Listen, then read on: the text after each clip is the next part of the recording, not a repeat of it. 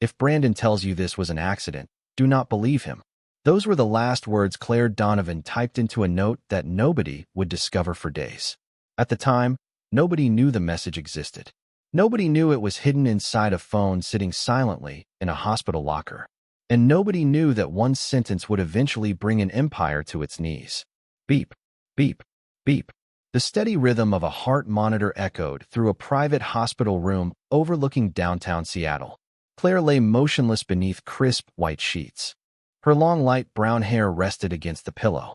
Her face looked peaceful from a distance, almost as if she were sleeping.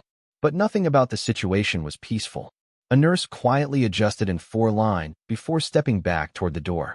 Another nurse glanced at the chart and lowered her voice. The baby is still holding on. The words lingered in the room, hope and fear existing side by side. Outside the hospital, television crews were already gathering. Social media was flooded with messages. Friends posted prayers. Investors offered support.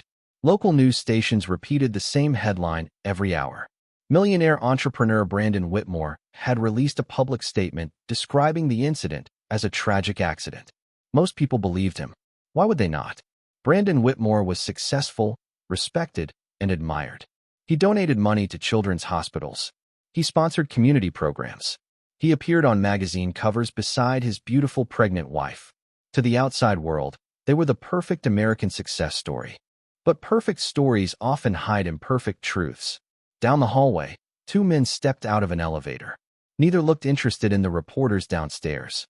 Neither looked interested in Brandon's carefully crafted statement. Ethan Donovan walked with the posture of someone who spent years making difficult decisions under pressure. Beside him, his younger brother Logan carried a small duffel bag and a growing sense of unease. Neither brother had slept since receiving the phone call shortly after midnight. Neither brother spoke as they approached Claire's room. The silence between them felt heavier than words. Ethan stopped first. Through the small window in the door, he saw his sister lying motionless beneath the fluorescent lights. His jaw tightened. Logan looked away. Logan stepped closer to the bed and carefully touched Claire's hand. Cold. Still. Fragile. Nothing about this felt right. Claire was the strongest person either of them knew. The woman who organized every family holiday. The woman who remembered every birthday. The woman who called every Sunday, no matter how busy life became. Now she lay silent while strangers explained what supposedly happened.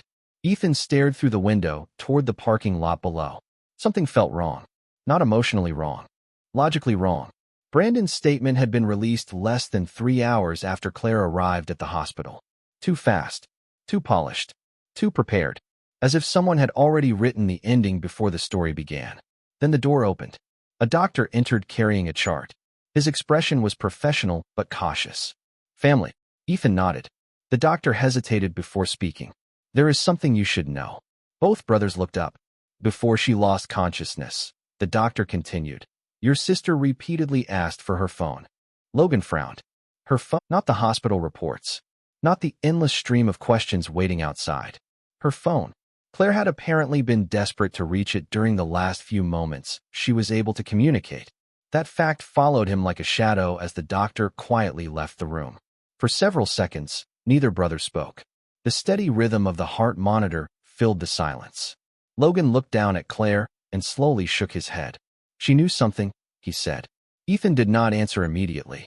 His eyes remained fixed on his sister. The woman lying in that hospital bed was organized to a fault. She planned everything. She backed up family photos twice. She kept old birthday cards. She never forgot passwords. If she had wanted her phone, there was a reason. Where is it now? Logan finally asked. Ethan turned toward the nurse's station visible through the glass. Hospital security probably collected her personal belongings. 20 minutes later, they were sitting in a small administrative office on the 3rd floor. A hospital employee placed a clear plastic property bag on the desk. Inside were Claire's wallet, a silver bracelet, her wedding ring, and a white smartphone. The sight of the ring made Logan look away. Ethan reached for the phone first. The screen lit up instantly. Locked. 6-digit passcode required. Do you know it? Logan asked. Ethan already knew the answer. No, they tried the obvious dates first. Claire's birthday. Their mother's birthday. Her wedding anniversary. Nothing. The phone remained locked. 5 failed attempts triggered a warning message. Logan leaned back in frustration. Maybe Brandon knows it. The suggestion hung in the air for less than a second. Ethan immediately shook his head. No, why not? Ethan stared at the screen. Because if Claire wanted Brandon to see whatever is in here, she would have told him. Logan could not argue with that. Outside the office window, gray clouds drifted across the Seattle skyline. The city looked distant and cold. Everything felt suspended between two realities. In one reality, Brandon's version of events was true. A terrible accident had changed everything. In the other reality, Claire had left behind a warning for a reason. Ethan suspected the truth lived somewhere between those two possibilities. Then another memory surfaced. He looked up suddenly. Dad. Logan frowned. What about him? The passcode. Ethan sat forward. Remember what Claire used to say after he died?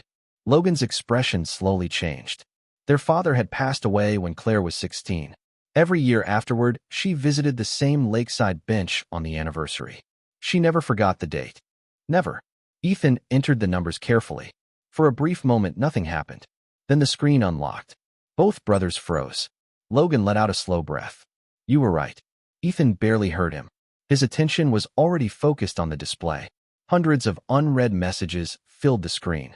Family group chats. Friends. Medical appointments. Baby shower plans. Ordinary pieces of an ordinary life. Yet something immediately caught his attention. A note application remained open in the background, as if Claire had been using it recently. Ethan tapped the icon. The page loaded instantly. Dozens of saved lists appeared. Grocery reminders. Nursery plans. Names for the baby. Then he saw it. One file created 3 days earlier. No title. No category. Just a blank document marked with a small red star. Ethan opened it. The room seemed to shrink around them. Only one sentence appeared on the screen.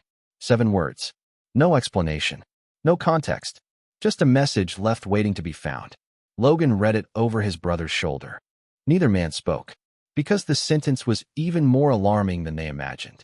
It simply said, if anything happens to me, do not trust Brandon. The room went completely silent. Even the distant sounds of hospital activity seemed to disappear for a moment. Ethan stared at the phone screen while Logan read the sentence again and again, as if the words might somehow change. They did not. If anything happens to me, do not trust Brandon. 7 simple words. Yet they carried more weight than any public statement Brandon Whitmore had made since Claire arrived at the hospital. Logan was the first to speak. This changes everything. Ethan nodded slowly. No, it changes nothing. Logan looked confused. What do you mean? Ethan locked the phone and slipped it onto the desk. One note is not proof. It is a warning. He stood and walked toward the window. Rain had started falling over the city. Tiny droplets slid down the glass, blurring the skyline beyond. Claire wanted us to find this, he continued. The question is why? Logan glanced back at the screen. Maybe because she knew something was going to happen. Ethan did not answer immediately. Deep down, he had already considered that possibility. The timing bothered him. The note was created only 3 days earlier. Not months ago. Not years ago. 3 days. Something had changed recently. Something important enough for Claire to leave a message behind. Logan picked up the phone again. There has to be more. Ethan turned. What? Claire never leaves things unfinished. Logan began scrolling through the device. If she created one note, maybe she created others. It was a fair point. Claire organized everything. Grocery lists had categories. Family photos had folders. Even birthday invitations were color-coded. She was not the type of person to leave behind a mystery with only one sentence. For the next 20 minutes, the brothers searched through the phone. Messages, emails, calendar entries, photos. Most of it appeared completely normal. Doctor appointments, baby shower plans, conversations with friends. Then Logan stopped scrolling. Wait. Ethan crossed the room. What did you find? Logan pointed toward the screen. Voice memos. There were dozens of recordings. Most were harmless. Grocery reminders, shopping lists, nursery measurements. Claire often used voice notes when she was busy. Ethan relaxed slightly. Then Logan's expression changed. This one is different. At the very bottom of the list sat a file with no title, no description, no category, only a timestamp from 2 nights earlier. Ethan felt his pulse quicken. Play it. Logan tapped the screen. At first there was only static. Then the sound of movement. A door closing somewhere in the background. Neither brother spoke. The recording continued. Finally, a voice appeared. Claire's voice. Soft, nervous, uncertain. If anyone finds this, I need you to listen carefully. Both men froze. The message lasted only 8 seconds before abruptly ending. Silence returned. Logan stared at the phone. That is it. Ethan frowned. Something felt wrong. Claire sounded like she intended to say more. Much more. Yet the recording ended almost immediately. Play it again. Logan did. Same result. Static. Claire's voice. Then nothing. Ethan reached for the phone. Checked the file size. Logan did. His eyes widened. This cannot be right. What? The recording is almost 12 minutes long. Both brothers looked at each other. 12 minutes. Yet only 8 seconds played. Ethan immediately understood. The file was damaged, corrupted, or hidden. Whatever the explanation, most of the recording remained inaccessible. And somewhere inside those missing 11 minutes might be the answer they were looking for. Then another notification appeared on the screen. Neither brother had touched anything. The alert came from Claire's calendar. A scheduled reminder. Tomorrow, noon. The title contained only 4 words. Ethan read them aloud. Meet her before Brandon. Logan felt a chill run through him. Meet who? Ethan stared at the screen. For the first time since arriving at the hospital, he was certain of one thing. Claire had not left behind a single clue. She had left behind a trail. The trail began the next morning. Ethan barely slept. Every time he closed his eyes, he saw Claire lying motionless in that hospital bed and heard her voice from the damaged recording. If anyone finds this, I need you to listen carefully. The unfinished sentence echoed in his mind like a door left half open. By 11:30 a.m., he and Logan were sitting inside a rental car parked across the street from a small coffee shop near Seattle's waterfront. Rain drizzled against the windshield. Neither brother spoke much. The calendar reminder remained displayed on the phone screen between them. Meet her before Brandon. Noon. No name. No location details beyond a GPS pin attached to the reminder. Whoever Claire intended to meet was important enough to place inside her calendar, but sensitive enough not to identify directly. Do you think she will show up? Logan asked. Ethan glanced at the entrance. If Claire created the reminder, she expected someone to come. A few minutes later, the door opened. An older woman stepped inside the cafe carrying a navy umbrella. She looked ordinary at first glance. Mid-50s. Professional clothing. Small leather briefcase. Yet something immediately caught Ethan's attention. The woman stopped near a corner table and checked her watch 3 separate times in less than a minute. She looked nervous. Not impatient. Nervous. Logan noticed it too. You think it is her? Ethan did not answer. Instead, he picked up Claire's phone and opened the calendar entry again. Attached to the reminder was a tiny note he had overlooked earlier. Only 2 words. Blue folder. Ethan's eyes widened slightly. At that exact moment, the woman placed a blue document folder on the table beside her coffee. Logan saw it instantly. That cannot be a coincidence. Ethan opened the car door. 5 minutes later, they were sitting across from the woman. The introduction was awkward. Suspicion filled every second. The woman looked from one brother to the other before finally speaking. You are Claire's brothers. It was not a question. Ethan nodded. You knew my sister? The woman looked down at the folder. I was hoping I would never have to answer that. Logan leaned forward. Then start with the truth. The woman exhaled slowly. My name is Rebecca Sloan. I worked for Whitmore Holdings for 11 years. Both brothers immediately exchanged a glance. Brandon's company. The connection was impossible to ignore. Rebecca seemed to notice. Before you ask, no? I do not work there anymore. Why not? Ethan asked. Rebecca hesitated. Because 6 months ago, Claire started asking questions. Silence settled over the table. Outside, traffic moved along the waterfront. Inside, the world seemed to narrow around the blue folder. Questions about what? Logan asked. Rebecca tapped the folder with one finger. Financial transfers. Ethan frowned. My sister was not an accountant. No, Rebecca agreed. But she was smarter than people realized. A faint smile crossed her face. She noticed inconsistencies. Logan's pulse quickened. And Rebecca slowly opened the folder. Inside were printed reports, transaction summaries, and pages covered with handwritten notes. Most of it meant nothing to Ethan at first glance. Then he recognized the handwriting. Claire's handwriting. Notes in the margins. Circles. Question marks. Dates. She had been investigating something. Quietly. Carefully. For months, Rebecca looked directly at Ethan. Your sister believed someone inside the company was hiding something important. Ethan felt his stomach tighten. Someone. Rebecca's expression changed. At first, she thought it was someone. She pushed a single sheet of paper across the table. Then she started thinking it might be Brandon himself. The paper sat between them like a live wire. Ethan stared at it while the sounds of the coffee shop faded into the background. Printed near the top was a list of transactions. At first glance, nothing seemed unusual. Large corporations moved money every day. Investments, acquisitions, partnerships. But Claire's handwritten notes told a different story. Several entries had been circled repeatedly. Others were marked with question marks. One line had been underlined so many times the ink nearly tore through the page. Logan leaned closer. What am I looking at? Rebecca folded her hands together. Those transfers were authorized by Brandon personally. Ethan looked up, and Rebecca hesitated. The receiving companies do not actually exist. Silence settled over the table. Rain tapped softly against the cafe windows. For several seconds, neither brother moved. That is impossible, Logan said. That is exactly what Claire thought. Rebecca slid another document across the table, until she started checking addresses. Ethan scanned the page. Each company had a registered office. Each office turned out to be either vacant property, abandoned suites, or mail forwarding services. Nothing connected. Nothing real. Yet millions of dollars had moved through them. Logan looked stunned. Did Claire confront him? Rebecca immediately shook her head. Not directly. Why not? Ethan asked.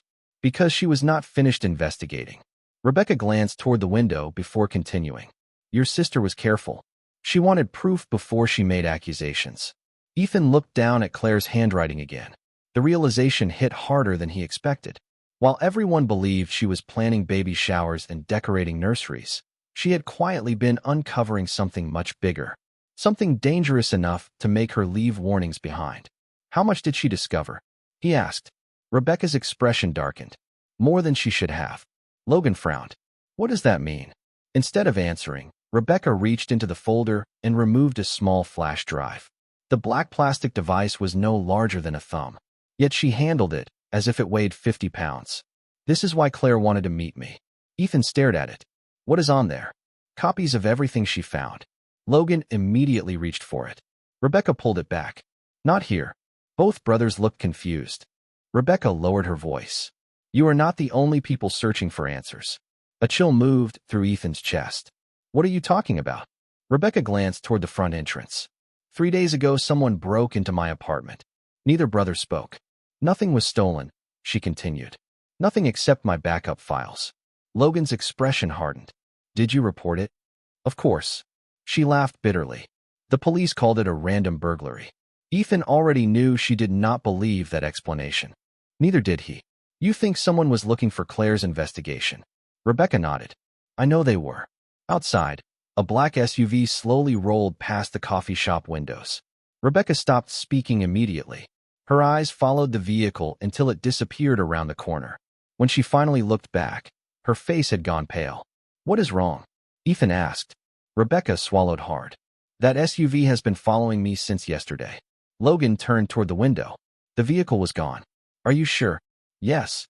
Her answer came instantly. I noticed it outside my apartment.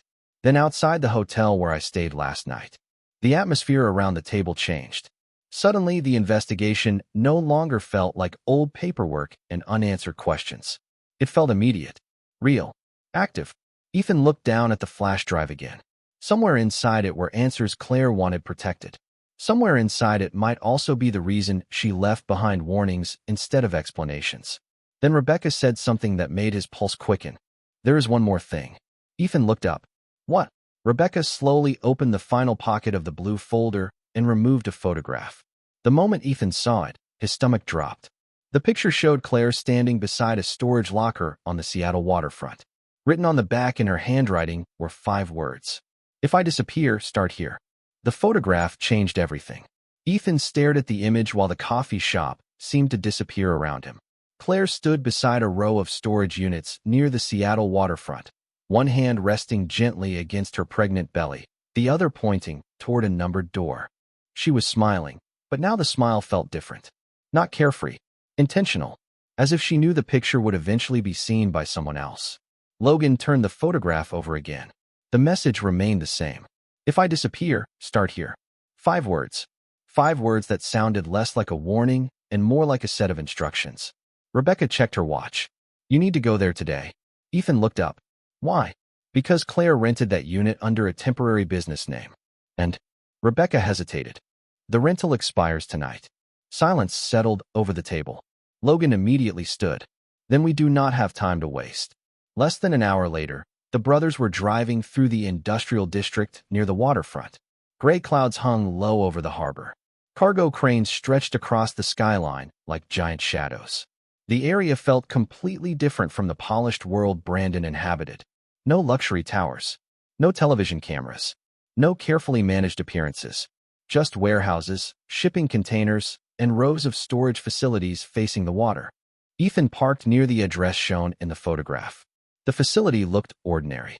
A chain-link fence surrounded dozens of storage units arranged in long concrete rows. Nothing about the place suggested hidden secrets.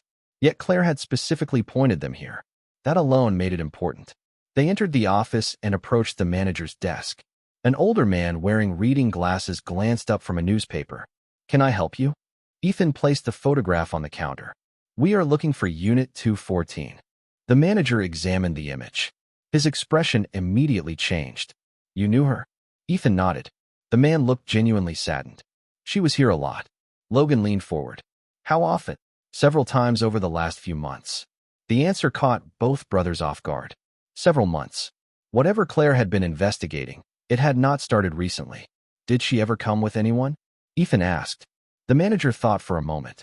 No. Always alone. Another detail that did not fit Brandon's public narrative. Claire had apparently been building a private investigation while keeping it hidden from almost everyone around her. The manager retrieved a key from a locked drawer. She left instructions. Ethan froze. Instructions? If anything happened to her, I was supposed to give this key to 2 men matching your descriptions. Logan exchanged a stunned look with his brother. Claire had planned this. Not every detail perhaps, but enough to leave a path behind. The manager pointed toward a distant row of units. 214 is at the end. The brothers walked quickly through the facility. The wind coming off the water felt colder than before. Ethan tightened his grip on the key. Every step seemed to bring them closer to answers, or deeper into questions. When they finally reached Unit 214, both men stopped. The door looked completely ordinary. Gray metal, small lock, faded numbers. Nothing remarkable. Ethan inserted the key and turned it. The lock clicked open. Slowly, he lifted the door. Both brothers stared inside. There were no boxes, no furniture, no stacks of financial records. The unit was nearly empty. Only a single folding table sat in the center of the room beneath a hanging light bulb. On the table rested a sealed manila envelope. Written across the front in Claire's unmistakable handwriting were 6 words. For Ethan and Logan. Open together. Neither brother moved. Because for the first time since arriving in Seattle, they realized Claire had not merely left clues behind. She had been expecting them to follow every single one. For several seconds, neither brother touched the envelope. The storage unit felt unnaturally quiet. Outside, the distant sound of seagulls drifted in from the waterfront. Inside, a single light bulb cast long shadows across the concrete floor. Ethan stared at Claire's handwriting. For Ethan and Logan. Open together. The message felt personal, deliberate, like she was standing beside them giving instructions. Logan finally broke the silence. She knew we would come. Ethan nodded slowly. She knew exactly what we would do. Carefully, they stepped closer to the folding table. The envelope looked ordinary, but after everything they had discovered, neither man believed in ordinary anymore. Ethan placed one hand on the seal. Logan placed his hand beside it. Together, they opened it. Inside were 3 items. A handwritten letter, a small silver key, and a second flash drive. Neither brother spoke. Ethan unfolded the letter first. The moment he saw Claire's handwriting, his chest tightened. The words were unmistakably hers. Calm, organized, direct. Dear Ethan and Logan, if you are reading this, then something has gone wrong. I wish I could explain everything in person. But if I cannot, then you need to know that I was never afraid for myself. I was afraid for my baby. Logan swallowed hard. Ethan continued reading. Over the past 6 months, I discovered things I could not ignore. At first, I thought they were accounting mistakes. Then I thought they were hidden business deals. Eventually, I realized the truth was much larger. Someone has been moving money through a network of companies that only exist on paper. The deeper I looked, the more dangerous the answers became. Ethan lowered the page. The same companies Rebecca had shown them. The same pattern. Claire had been connecting the pieces long before anyone else. He continued reading. If Brandon tells you he knows nothing, do not believe him. If anyone tells you I was confused, do not believe them either. Everything I found was documented. Everything was copied. Everything was hidden. Logan looked up. Hidden where? Ethan reached the next paragraph. The answer was already waiting. The key inside this envelope belongs to a safety deposit box. Everything you need is there. Financial records, correspondence, and the original recording. Ethan froze. Logan immediately noticed. What recording? Ethan slowly read the sentence again. The original recording. Not the damaged file on Claire's phone. The original. 11 missing minutes suddenly came rushing back into their minds. Somewhere, Claire had preserved the complete version. Somewhere, she had protected the evidence she believed mattered most. Logan picked up the silver key. Then we go there next. Ethan nodded, but something else caught his attention. At the bottom of the letter, Claire had added one final note, written separately from the rest. Underlined twice. Trust Rebecca. She helped me when nobody else would. Ethan stared at the words. The recommendation felt important. Claire rarely trusted people easily. If she trusted Rebecca enough to write it down, there was a reason. Suddenly, a loud engine echoed outside the storage facility. Both brothers instinctively turned toward the open door. A black SUV rolled slowly past the end of the row. The same type of vehicle Rebecca had described earlier. The vehicle did not stop. It simply continued moving. Yet neither brother felt reassured. Logan stepped outside and watched until it disappeared. You think it is connected? Ethan looked down at the letter. I think somebody else knows we are following Claire's trail. The realization settled heavily between them. Every clue they uncovered seemed to confirm the same thing. Claire had not imagined the danger. She had anticipated it, planned for it, prepared for it. Then Ethan noticed something neither of them had seen before. Taped beneath the folding table was a small yellow sticky note. He pulled it free and stared at the handwriting. Claire's handwriting. Only 4 words were written on the paper. Hurry. He already knows. He already knows. The 4 words followed Ethan all the way back to the truck. Neither brother spoke during the drive. Claire's letter rested between them on the center console, while the silver key sat beside the second flash drive. Every clue seemed to point in the same direction. Claire had been racing against time. More importantly, she had known she was racing against time. By late afternoon, they arrived at a downtown bank overlooking Elliott Bay. The building was quiet, modern, and heavily secured. Ethan carried the silver key inside, while Logan stayed close behind. 20 minutes later, a bank manager escorted them into a private room. A long metal box sat on the table waiting. Ethan inserted the key. The lock clicked. Slowly, he lifted the lid. Both brothers leaned forward. Inside were 3 thick folders, a portable hard drive, and a sealed envelope marked with today's date. Logan immediately noticed something unusual. She organized everything. Ethan nodded. Even now, Claire's personality was visible in every detail. Colored tabs divided documents into categories. Handwritten labels marked important sections. She had prepared this evidence carefully, methodically, almost like she knew someone else would need to understand it quickly. Ethan opened the envelope first. A single sheet of paper rested inside. If you are reading this, then you found the box before Brandon. Good. Start with the hard drive. Watch the recording first. Everything else will make sense afterward. Logan looked up. The original recording. Ethan nodded. Within minutes, they were sitting in a private conference room the bank allowed customers to use. A laptop rested on the table. Ethan connected the hard drive. Several folders appeared. Financial records, emails, transaction logs. But one file stood alone at the top. Original recording. The brothers exchanged a glance. Then Ethan pressed play. For a few seconds, there was only background noise. Distant voices. Movement. Then Claire's voice appeared. Clearer than before. Recording started. Logan felt his pulse quicken. The next voice belonged to Brandon. Calm. Professional. Controlled. Neither brother moved. They listened carefully. The conversation was not what they expected. No dramatic confession. No outrageous statement. Instead, it was something far more damaging. Brandon discussed hidden transfers with another executive. Questions about missing funds were raised. Concerns about internal audits were mentioned. Then came the sentence that changed everything. If Claire keeps looking into this, it becomes a problem. Silence filled the room. Ethan paused the recording. Neither brother spoke for several seconds. They had finally heard Brandon connected directly to the investigation Claire had been pursuing. Not rumor. Not speculation. His own voice. Logan slowly exhaled.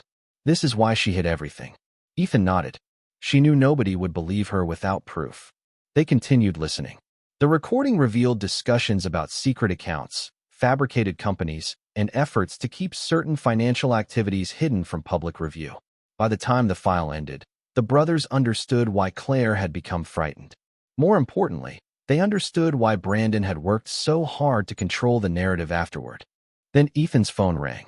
Both men looked down simultaneously. The caller ID made his stomach tighten. Brandon Whitmore. Neither brother had contacted him all day. Yet somehow Brandon was calling now. Ethan answered. Hello. Brandon's voice sounded calm. Too calm. I have been trying to reach you. Ethan said nothing. Brandon continued. I think we should stop chasing misunderstandings and focus on Claire's recovery. Logan immediately frowned. Misunderstandings. The words sounded carefully chosen. Interesting timing, Ethan replied. A brief silence followed. Then Brandon spoke again. Meet me tonight. Ethan glanced at Logan. Why? Brandon's answer came instantly. Because there are things about Claire you do not know. The line went quiet. For the first time since this began, Ethan felt something shift. Every clue had pointed toward Brandon hiding secrets. But now Brandon was claiming Claire had secrets of her own. And somehow, deep down, Ethan knew the meeting that night would determine whose version of the truth survived. The meeting took place 3 hours later in a private conference room overlooking the Seattle waterfront. Floor-to-ceiling windows reflected the city lights across the dark water below. Ethan arrived first. Logan stood beside him. Neither brother spoke as the elevator doors opened and Brandon stepped into the room. He looked exactly as he always had. Impeccably dressed. Calm. Confident. The image of a successful businessman who had spent years controlling every detail of his public reputation.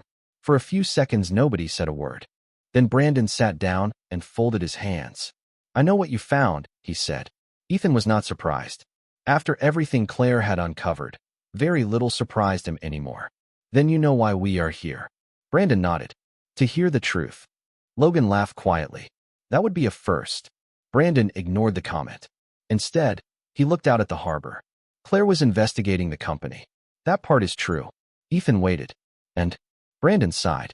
For the first time, he looked tired. Not frightened. Not angry. Just tired. What she discovered was real. The transfers. The shell companies. The hidden accounts. Logan leaned forward. Then why deny it? Brandon met his gaze. Because by the time Claire discovered it, I was already trying to stop it. Silence filled the room. Ethan frowned. What are you talking about?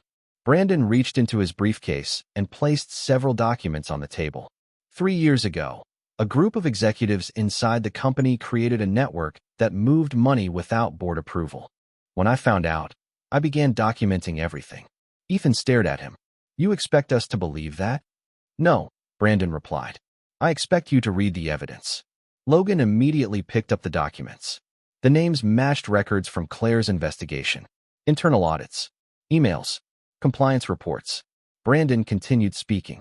Claire discovered part of the story, not all of it. She believed I was responsible because my name appeared on authorization forms. What she did not know was that I had already begun cooperating with federal investigators. Ethan's expression remained unchanged. Then why not tell her? Brandon looked away. Because I was protecting an active investigation. The answer sounded reasonable. Too reasonable. Yet before Ethan could respond, his phone vibrated. Both brothers looked down. The call came from the hospital. Ethan answered immediately. Hello. The nurse sounded excited. Mr. Donovan, your sister just woke up. For several seconds nobody moved. Ethan felt the room disappear around him. Logan's eyes widened. Brandon slowly closed his eyes. An hour later they rushed into Claire's hospital room. The monitors still beeped steadily. The city lights still glowed beyond the window. But everything had changed. Claire was awake. Weak. Exhausted. yet awake. Tears filled Logan's eyes almost instantly. Ethan smiled for the first time in days. Claire looked from one brother to the other before speaking softly. "You found it." Ethan nodded. "We followed every clue." A faint smile appeared on her face. "I knew you would." Then she glanced toward the doorway where Brandon stood quietly. The room fell silent. Claire studied him for several seconds. Finally she spoke. "You should have trusted me." Brandon lowered his head. "I know." Months later, the investigation became public. Several executives were removed from their positions. Hidden financial activities were exposed. Careers ended. Reputations collapsed. Claire focused on recovery and on the healthy baby boy she eventually welcomed into the world. Ethan and Logan remained close by, protective as ever. As for Brandon, he lost far more than money or status. Standing one afternoon in a quiet park, he watched Claire laughing with her son while her brothers stood nearby. The distance between them felt greater than any number on a map. Some men spend years building an empire. Yet the hardest thing to rebuild is the trust of the people who once believed in them.